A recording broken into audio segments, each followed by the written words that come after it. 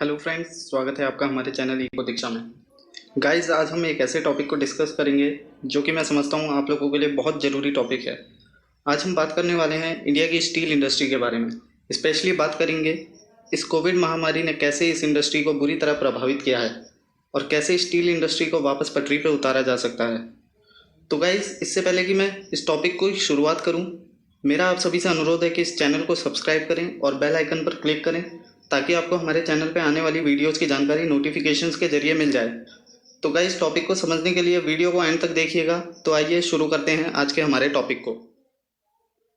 Guys, हम सभी को पता है कि कोरोना वायरस ने दुनिया के सभी देशों में अपने पैर जमाए हैं। हमारे देश यानी कि इंडिया में भी इसका काफ़ी इम्पैक्ट देखने को मिला है। सभी सेक्टर्स इंडिया के भी प्रभावित हुए हैं। देखिए, बात करें अगर स्टील इंडस्ट्री की, तो ये भी भारी मंदी के दौर से गुजर रही है। ऐसा इसलिए हो रहा है क्योंकि ये स्टील प्लांट्स अपनी पूरी कैपेसिटी पे काम नहीं कर पा रहे हैं। तो आइए बात कर लेते हैं भारत की स्टील इंडस्ट्री कहाँ स्टैंड करती है। हम लोग आखिर कहाँ स्टैंड करते हैं अगर हम अपनी स्टील इंडस्ट्री को देखें। इंडिया वर्ल्ड में सेकंड लार्जेस्ट प्रोड्यूसर है क्रूड स्टील का, यानी कि कच्चे स्टील को बनाने में इंडिया सेकंड नंबर पे आता है पूरे विश्व में।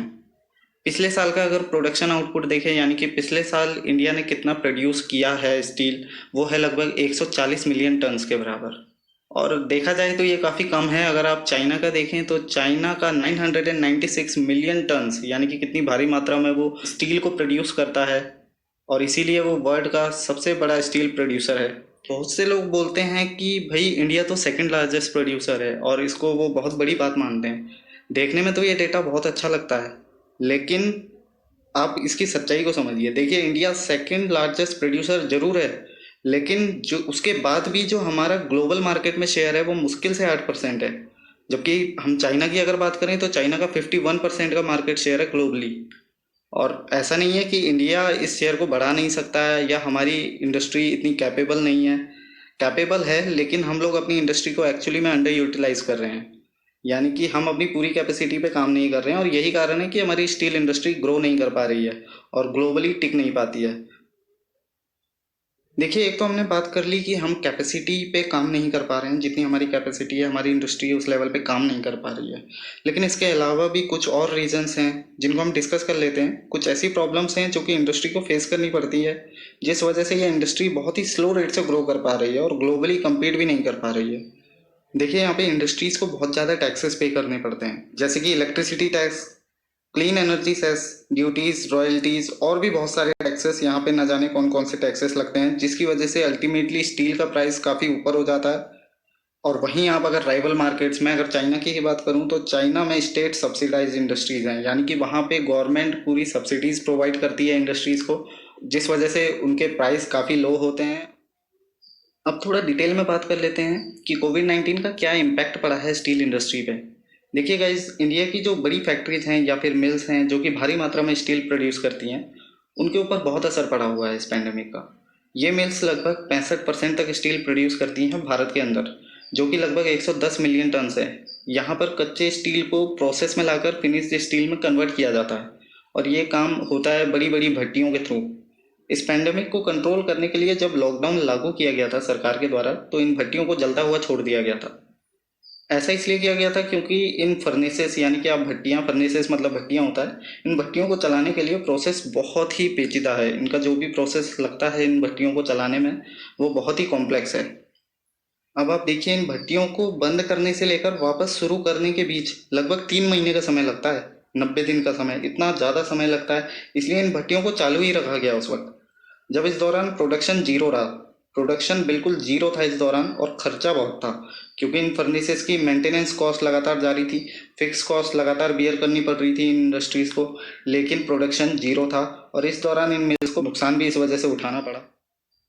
देखिए, इसके अलावा इस महामारी के चलते और भी कई प्रॉब्लम फेस करनी पड़ी है इंडस्ट्रीज को। देखिए, गवर्नमेंट एक बजट रखती है हर सेक्टर के लिए, और इस कोविड-19 महामारी के दौरान गवर्नमेंट को इतना तो समझ आ गया कि पब्लिक हेल्थ सेक्टर में इन्वेस्टमेंट को बढ़ाने की ज़रूरत है, और इसके बाकी जो भी सेक्टर्स हैं यहाँ पर गवर्नमेंट खर्चे को कम करेगी। हो सकता है कम करे, क्योंकि अगर वो खर्चा वहाँ डाइवर्ट करना पड़ गया तो यहाँ से ऑब्वियस सी बात है कि दूसरे सेक्टर्स में खर्चा कम हो जाएगा, और जाहिर सी बात है कि इससे बाकी सेक्टर की ग्रोथ में भी फर्क पड़ेगा। ये पैंडेमिक देखिए अभी भी जारी है, कुछ कहा नहीं जा सकता कब तक रहेगा।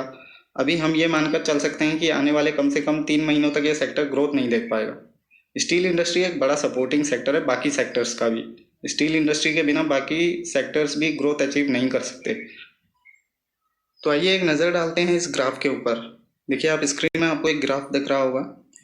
इस ग्राफ के ऊपर अगर हम देखें तो यह दर्शाता है कि क्या डिमांड है और सेक्टर्स की स्टील की, यानी कि बाकी के सेक्टर्स से कितनी डिमांड आती है स्टील की। अगर आप यहाँ पे देखें तो सबसे ज़्यादा डिमांड जो आती है वो आती है कंस्ट्रक्शन सेक्टर से, यानी कि कंस्ट्रक्शन के अंदर आपको पता ही है कंस्ट्रक्शन के अंदर स्टील का काफ़ी प्रयोग होता है। जितने भी ब्रिजेज हो गए, जितनी भी बिल्डिंग्स हो गई, इन सब में स्टील का बहुत ज़्यादा यूज़ होता है। तो आप अगर देखें तो टोटल में से 100% में से 62% स्टील की डिमांड सिर्फ कंस्ट्रक्शन से आती है, यानी कि कंस्ट्रक्शन सेक्टर से आती है। इसके बाद अगर हम देखें रेलवेज का, तो रेलवेज का 3% की डिमांड रेलवेज की तरफ से आती है। इसके बाद अगर हम देखें तो ऑटोमोबाइल्स आता है 9% के साथ, कैपिटल गुड्स आते हैं 15% के साथ, 5% के साथ आपके कंज्यूमर ड्यूरेबल्स, और आखिरी 6% के साथ आपके इंटरमीडिएट प्रोडक्ट्स आते हैं। तो गाइज हमने सेक्टर वाइज स्टील की इंपॉर्टेंस समझ ली है। इसके अलावा बात कर लेते हैं पोस्ट पैंडेमिक क्या रोल होने वाला है स्टील इंडस्ट्री का। देखिए स्टील इंडस्ट्री एक बहुत ही ज़रूरी फैक्टर है इंडिया की रिकवरी के लिए। अगर पोस्ट पैंडेमिक इंडिया को रिकवर होना है, इस महामारी के बाद अगर इंडिया को अपनी रिकवरी करनी है, अपनी इकोनॉमी में तेज़ी लानी है, तो इस महामारी के ख़त्म होने के बाद बहुत ज़्यादा ज़रूरत है इस इंडस्ट्री पे फोकस करने की, और ये सब गवर्नमेंट को करना होगा। इंडिया की जीडीपी में लगभग 2% का योगदान होता है केवल स्टील इंडस्ट्री का, और लगभग 6 लाख से भी ज़्यादा लोगों को रोजगार दिया है इस इंडस्ट्री ने। तो स्टील इंडस्ट्री एक बड़ा फैक्टर है अगर हमें इम्प्रूव करना है हमारी ओवरऑल जीडीपी को। देखिए यहाँ पर एक अच्छी बात यह भी है कि गवर्नमेंट ने हाल ही में एक टारगेट सेट किया था स्टील प्रोडक्शन को लेकर। गवर्नमेंट का मोटिव है कि स्टील प्रोडक्शन को बढ़ाकर 300 मिलियन टन तक का किया जाए 2025 तक, जो कि अभी 140 मिलियन टन के आसपास है।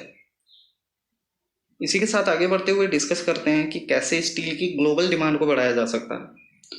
तो देखिए सबसे पहले तो स्टील की डिमांड को बढ़ाने के लिए उसका कंजम्पशन होना ज़रूरी है। तो उसके कंजम्पशन पे अगर हम फोकस करें तो उसका कंजम्पशन किन किन जरियों से हो सकता है। कंस्ट्रक्शन ऑफ फ्लाईओवर्स, यानी कि अगर हम कंस्ट्रक्शन को बूस्ट कर दें, गवर्नमेंट कंस्ट्रक्शन को बूस्ट कर दे कंट्री के अंदर, फ्लाईओवर्स बनाने शुरू कर दे, रोड्स, ब्रिजेस, ये जितना भी काम रुका हुआ था इसको जल्द से जल्द अगर चालू कर दे, तो अल्टीमेटली यहाँ पे स्टील की डिमांड इंक्रीज होगी। देखिए यहाँ पे एक काम और हो सकता है, जैसे कि मैं फॉर एग्जांपल आपको बताऊं, एक टाइम पे हम जो बर्तन यूज़ करते थे अपने घरों पे वो स्टील के बने हुए होते थे। बहुत ही कम हमें प्लास्टिक के बर्तन दिखाई देते थे। आज के टाइम पे तो फूड ग्रेड प्लास्टिक से बने होते हैं बर्तन, तो आजकल मोस्टली लोग वही यूज़ कर रहे हैं। अगर इन इंडस्ट्रीज़ में भी वापस स्टील से बर्तन बनाए जाएं, यानी कि स्टील को प्रेफरेंस दी जाए, तो इससे भी एक डिमांड जो इंक्रीज़ होगी, काफ़ी अच्छी डिमांड इंक्रीज़ होगी स्टील की। साथ ही में हम लॉजिस्टिक चेन, यानी कि सामान को इधर उधर ट्रांसपोर्ट करने की जो सुविधाएं हैं उनको भी हम इम्प्रूव कर सकते हैं। उसको भी इम्प्रूव करने के साथ ही डिमांड को बढ़ाया जा सकता है स्टील की। तो देखिए जैसे कि सामान को इधर उधर पहुंचाने में जो भी खर्चा होता है वो भी कम किया जा सकता है, और अल्टीमेटली इसी के साथ स्टील की डिमांड भी बढ़ेगी। साथ ही इंडस्ट्री के अंदर टैक्स में भी कुछ छूट दी जा सकती है, कुछ सब्सिडीज प्रोवाइड की जा सकती हैं, जिससे कि अगेन स्टील प्रोडक्शन में कॉस्ट कटिंग की जा सके और अल्टीमेटली डिमांड इंक्रीज की जा सके। अभी मैं बात करूंगा बॉर्डर एडजस्टमेंट टैक्स की, यानी कि बैट। अब ये एक ऐसा ब्रह्मास्त्र है जिसके जरिए जो लोकल मैन्युफैक्चरर्स हैं, यानी कि वो मैन्युफैक्चरर्स जो देश के अंदर स्टील का प्रोडक्शन करते हैं, उनको भी प्रोटेक्ट किया जा सकता है। जैसे कि हम पहले भी डिस्कस कर चुके हैं कि दूसरे सेक्टर से कितनी ज़्यादा स्टील डिमांड आती है। तो यहाँ पर गवर्नमेंट अगर फोकस करे इन सेक्टर्स पर, तो इनके जरिए भी स्टील की डिमांड में उछाल लाया जा सकता है। फॉर एग्जाम्पल अगर मैं आपको बताऊँ, जो ऑटोमोबाइल इंडस्ट्री है वो भी काफ़ी हद तक रिलाई करती है स्टील इंडस्ट्री पे। आपका गाड़ियाँ बनाने में काफ़ी स्टील यूज़ होता है। तो अगर ऑटोमोबाइल इंडस्ट्री में फोकस किया जाए या कुछ ऐसे किया जाए, अगर ऑटोमोबाइल इंडस्ट्री के जो प्लेयर्स हैं वो खुद ही कोई ऐसी स्कीम मार्केट में अगर लाते हैं, फॉर एग्जांपल अगर कोई ऐसी स्कीम लाई जाती है कि जिसमें आप एक्सचेंज ऑफर दे रहे हैं, आप पुरानी गाड़ी दे करके और कुछ पैसे दे करके नई गाड़ी ले सकते हैं, तो ऐसे टाइम पे जब गाड़ियों की सेल एकदम डाउन पर है, कुछ ना कुछ उछाल तो आएगा सेल के अंदर। और जैसे ही गाड़ियों की सेल होने लगेगी, अल्टीमेटली मैन्युफैक्चरिंग को बढ़ावा मिलेगा, और ऑटोमोबाइल के प्रोडक्शन के उठने के साथ साथ ही स्टील इंडस्ट्री भी उठेगी। तो यहाँ पे ये अगर स्टेप लिया जा सकता है तो इसके जरिए आपका ऑटोमोबाइल सेक्टर भी ग्रो करेगा और साथ में स्टील इंडस्ट्री भी काफी ग्रो करेगी। अभी हाल ही में कॉन्फेडरेशन ऑफ इंडियन इंडस्ट्री यानी कि CII ने भी इस बारे में सुझाव दिए थे। गवर्नमेंट को ये सुझाव थे, उनका कहना था कि इंफ्रास्ट्रक्चर को तेजी से बूस्ट करना चाहिए, इस वजह से स्टील इंडस्ट्री को भी तेजी मिलेगी और ये काम जल्दी होना चाहिए। तो गवर्नमेंट को इन सब चीज़ों पे ध्यान देने की ज़रूरत है, इंडस्ट्री को बड़े सपोर्ट की ज़रूरत है गवर्नमेंट की तरफ से, ताकि स्टील इंडस्ट्री को वापस ट्रैक पर लाया जा सके और उसे रफ्तार दी जा सके और ग्लोबल मार्केट में इस इंडस्ट्री को कॉम्पिटिटिव बनाया जा सके। तो इसी के साथ गाइज इस टॉपिक को यहाँ पर समाप्त करते हैं, ख़त्म करते हैं। हमारे चैनल से जुड़े रहने के लिए चैनल को सब्सक्राइब करें, वीडियो पसंद आए तो लाइक करें और कमेंट में बने रहें। उम्मीद है इस वीडियो से आपको बहुत कुछ सीखने को मिला होगा। आगे भी बहुत से टॉपिक्स पर डिस्कशन करेंगे। हमारी अगली वीडियो आने तक आप सभी लोगों से विदा लेता हूँ। तब तक के लिए अपनी नॉलेज को अपडेट करते रहिए। जय हिंद, जय भारत।